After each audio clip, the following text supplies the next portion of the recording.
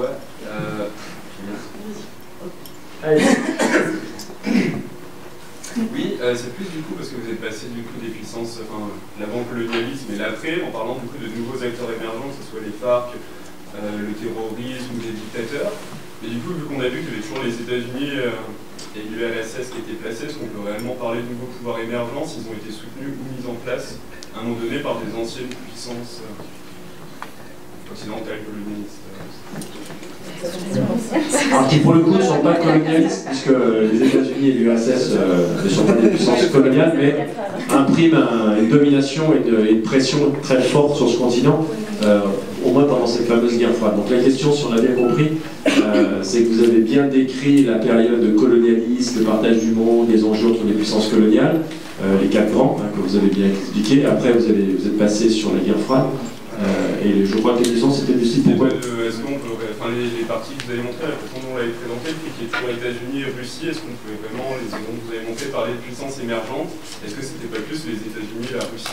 On ne parle pas forcément de puissance émergente, on parle d'acteurs qui émergent en zone de conflit.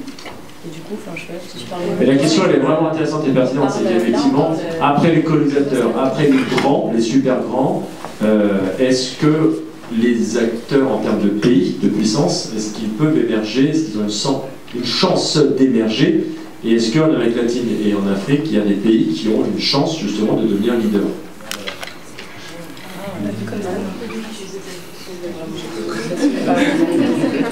Sachant que, là vous auriez pu carrément jouer le jeu, la Russie et l'URSS ne sont plus dans le coup, donc vous avez peut-être pu faire partir votre parrain. Les États-Unis le sont de moins en moins, en tout cas en Afrique. Par contre, vous avez peut-être pu rajouter une puissance chinoise, qui est aussi indirecte, mais c'est pas dans les dossiers. D'accord? Mais en tout cas, donc en tout cas, la question elle peut rester ouverte parce que c'est pas évident à répondre. Hein. Est-ce que des pays, est-ce que des puissances ont toute l'attitude pour devenir des grandes puissances ou des puissances émergentes dans ces continents? On a vu avec le terrorisme par exemple que ça avait été des acteurs qui avaient été plus ou moins mis en place ou du moins financés par des grandes puissances et qui sont devenus hors de contrôle. Donc du coup, on peut imaginer la même chose au niveau d'un État. Après, c'est de la géopolitique et c'est difficile à prévoir. Ouais. Mais en tout cas, c'est que c'est pas parce qu'une puissance a décidé de mettre en place des acteurs que ces acteurs lui resteront toujours fidèles et qu'elle n'arrivera pas du coup à se créer sa propre puissance par rapport à la place qu'elle a eue pour ensuite devenir une force d'opposition. Ok. Et exemple Kabila, hein, celui que vous avez pris, c'est pas terroriste, loin de là, mais Kabila est un exemple typique de quelqu'un que des États nombreux ont mis au pouvoir, donc là on désirait celui que vous avez mis sur scène, qui a un peu plus de cheveux que dans la réalité. Bon.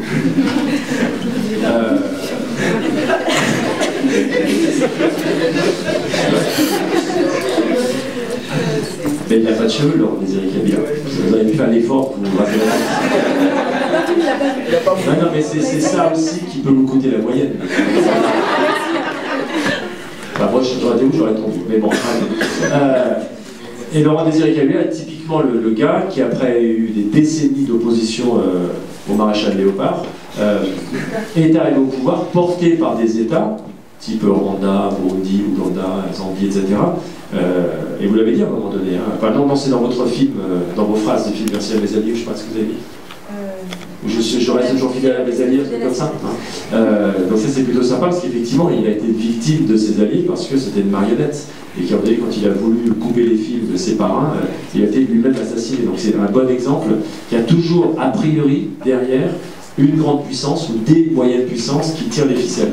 En tout cas au moins sur le continent africain. En Amérique latine c'est peut-être un petit peu plus complexe, à la fois plus simple et plus complexe parce que maintenant il y a quand même des États souverains qui ont leur avenir entre les mains pour faire simple. Mais en tout cas, la question était importante et intéressante. Je complète la question sur, même si ce n'était pas forcément dans vos dossiers, au-delà des acteurs étatiques, des superpuissances et des anciennes puissances coloniales qui téléguident tout ça, il y a aussi d'autres acteurs en termes de domination, c'est les firmes multinationales. C'est pour ça qu'on a mis la vidéo. Il y avait une vidéo de... Parce que bon, on savait bien qu'il fallait faire sortir les acteurs comme les multinationales, mais on n'a pas trouvé dans le scénario un moyen concret de le mettre, du coup on l'a mis dans la vidéo.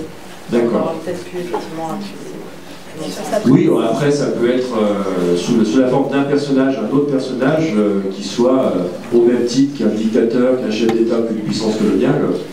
monsieur ou madame, je ne sais pas quelle entreprise, et qui est aussi puissante, voire plus puissante qu'un État, aurait pu faire entrer dans la mise en scène. Ça, c'est en termes de domination, on peut aller, sans problème, on peut aller.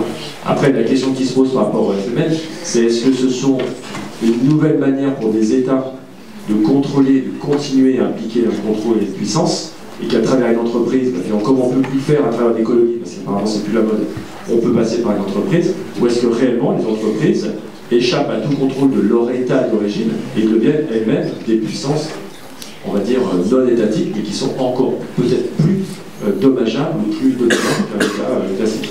Alors c'est une question qui reste ouverte, parce qu'après il n'y a pas de réponse logique. Pas logique si, mais il n'y a pas de réponse facile à faire en 3 minutes. D'autres remarques, d'autres questions à leur poser?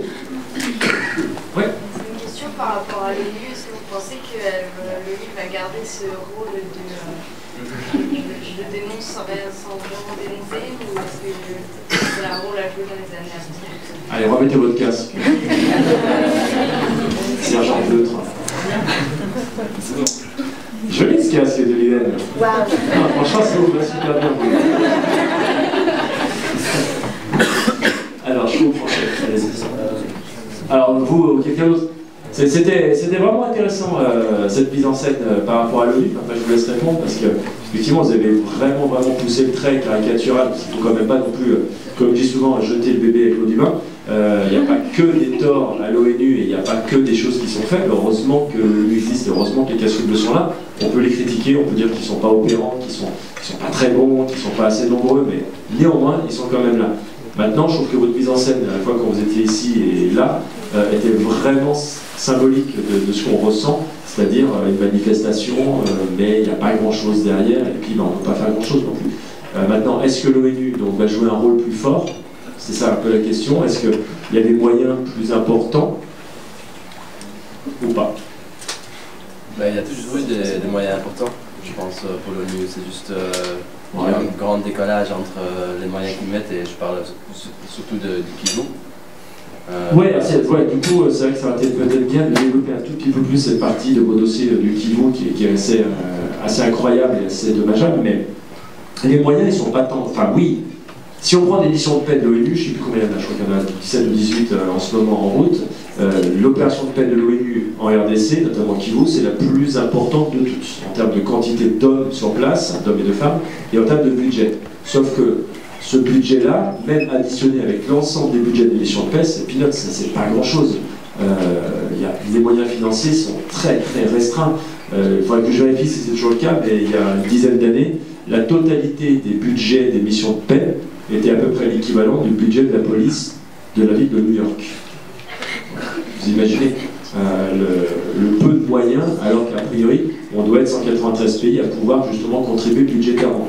Mais ça veut dire que non seulement il y a un manque de volonté des États, financièrement, et comme vous commencez à le dire, quelquefois il y a une volonté, quelquefois il y a un vote, une résolution qui autorise la création de casques bleus de 3 000, 3 500, 5 000 hommes, mais 3 ans, 5 ans après, il n'y a toujours pas un militaire sur place parce que les pays qui ont voté ralentissent, mettent des bâtons dans les roues, promettent mais finalement ne donnent rien, et finalement c'est voté, c'est en place, mais on ne voit personne. Et pendant ce temps-là, les massacreurs massacreront. Et c'est ça aussi qui est une des faiblesses de l'ONU, c'est que ça reste une organisation internationale, pas supranationale, et qu'elle bute sur la volonté des États. Et plus l'État sur lequel on doit intervenir a des alliés, on l'a vu tout à l'heure avec le groupe de 3 à 3, et plus c'est compliqué d'intervenir, voire c'est impossible d'intervenir. Donc oui, il y a un gros point d'interrogation sur l'efficacité de ces missions de paix. Et pendant ce temps-là, encore une fois, je reprends l'exemple du Kivu, dont on parle jamais, on parle plus du tout du Kivu dans les médias, sauf exception. C'est un des endroits du monde les plus tragiques qu'on connaisse. Le Kivu, c'est la partie totalement est de la République démocratique du Congo. C'est celle qui touche le Rwanda autour des Grands Lacs, qui est vraiment sur le côté est, et qui est complètement empoisonnée depuis le génocide du Rwanda par pas mal de choses et de massacres. Et quand vous montez en haut du Kivu, vous tombez sur un autre pays qui est très stable, c'est la République centrafricaine. C'est éloigné.